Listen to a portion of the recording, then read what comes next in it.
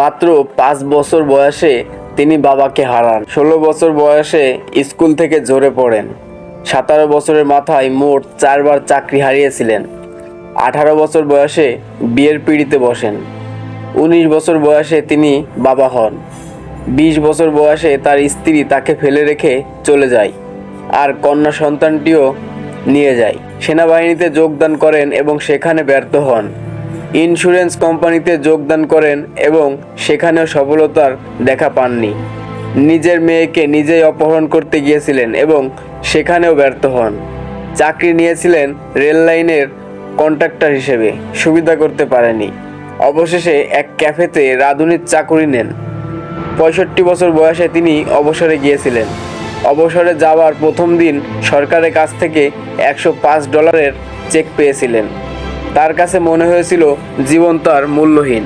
আত্মহত্যা করবার সিদ্ধান্ত নিয়েছিলেন তিনি।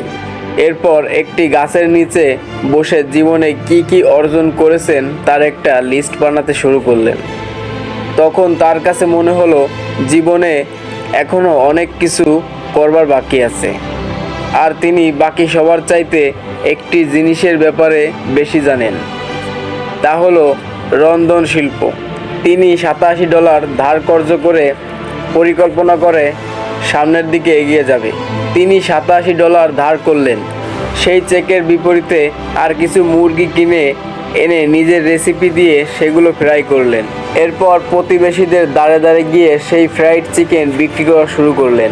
জন্ম নিল কেনচুকি ফ্রাইড চিকেন তথা KFCর। 65 বছর বয়সে তিনি দুনিয়া ছাড়তে চেয়েছিলেন আর 88 বছর বয়সে এসে কলোনেল স্যান্ডার্স বিলিয়নার বনে গিয়েছিলেন। স্মরণীয় হয়ে আছেন KFCর প্রতিষ্ঠাতা হিসেবে। তাই হতাশ হবার কিছু নেই। আপনার হাতে এখনো অনেক সময় আছে বিলিয়নার হবার। শুধু চেষ্টাটি প্রয়োজন।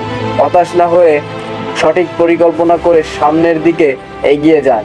দেরিতে হলেও অবশ্যই আপনি সফলকাম হবেন।